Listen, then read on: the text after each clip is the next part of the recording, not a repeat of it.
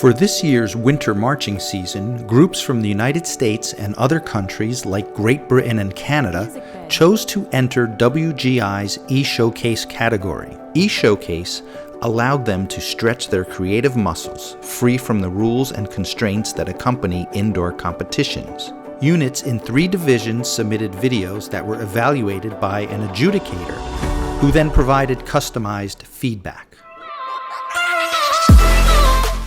Becky Zollner, the coordinator of Irondale High School's Winter Guard in New Britain, Minnesota, experimented with different theatrical lighting techniques. We kind of accidentally are participating in it this year. Employing the lighting techniques that gave Zollner's show the effect she desired proved more difficult than she anticipated.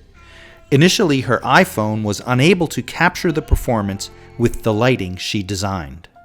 We ended up putting some floodlights within the gym to kind of give it a little bit more of an accent light to the ceiling, to help with that whole ambiance, to kind of lighten up the space. Yeah, I definitely added an extra challenge. It probably took us a couple of weeks to kids probably thought we were crazy, but we were like, okay, turn on that light. Nope, turn off that light. Turn on that one.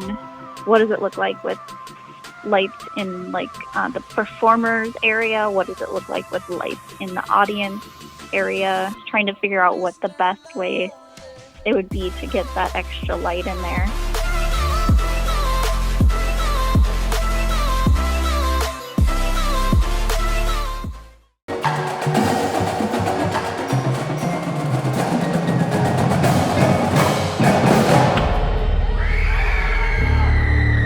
For WGI fans who are devotees of found footage horror movies, Avon Lake's show may strike a familiar chord. Stay in the Light tells the story of a creature stalking a drumline. John Max McFarland, director of percussion and music arranger at Avon Lake High School in Avon Lake, Ohio, is a fan of the found footage genre. He employed a range of lighting effects, some of which produce hidden messages. The alternate title of the show, so you'll hear in the announcement, it's called The Joy of Light.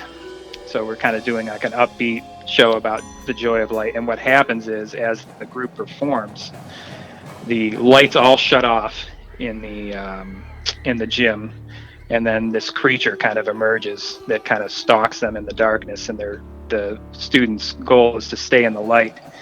And as the show kind of progresses, the light changes, and we're using some black light effects where the floor maybe looks a certain way in the regular light, but once we shine the black light, different hidden messages appear and things like that. So it's kind of a little creative that way. And at the end of the show, not to give it away, but at the end of the show, the creature finally gets everyone, and the idea is that everyone kind of disappeared, and it's kind of a show about, it's just a found footage horror show about a group of students preparing in a rehearsal for their winter percussion program, and they all of a sudden disappear, and no one knows what happened to them.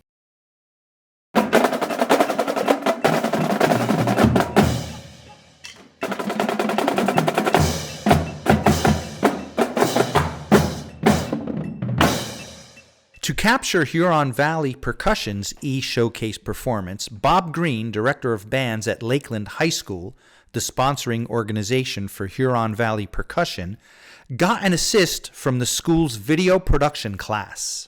We've sort of teamed up with our video production class at our school, and we're using some of their equipment and shooting the footage, primarily shooting most of the footage ourselves, but we have some students and the teacher for that program that are helping us put the final production together, both in terms of some of the shooting and a lot of the the layout, final production of compiling the video, if you will, or making the final product. So and we're using cameras, the school owned video cameras. They're HD cameras to capture most of the footage.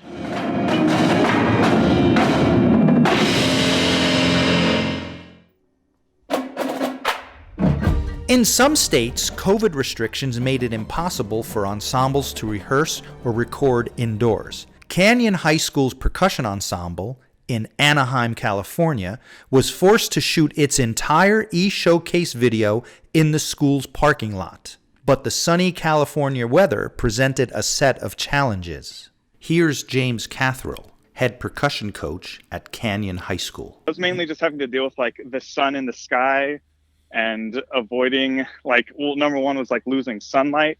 Yeah, we started recording towards like noon and afternoon. And so part of it was sunlight and like shadows being outside was a concern a little bit. And we also like some shots we had to redo and we ran into struggles because of, like, what do they call it? Like the sun glare or like when you're taking the shot. Drawing inspiration from Maya Angelou's poem, Still I Rise, Canyon High School's show implores individuals to take heart and not become discouraged by current conditions. Though my mind wanders into darkness, though I'm weary and worn,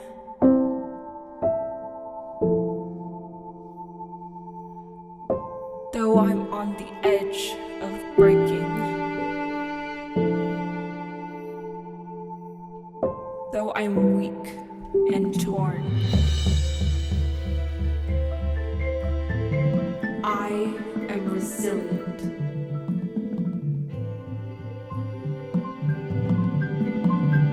I am unwavering.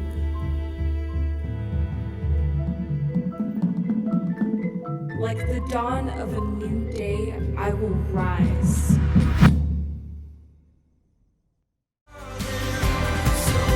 The groups that participated in WGI's eShowcase rose to the occasion and greeted the new day with unfettered exuberance.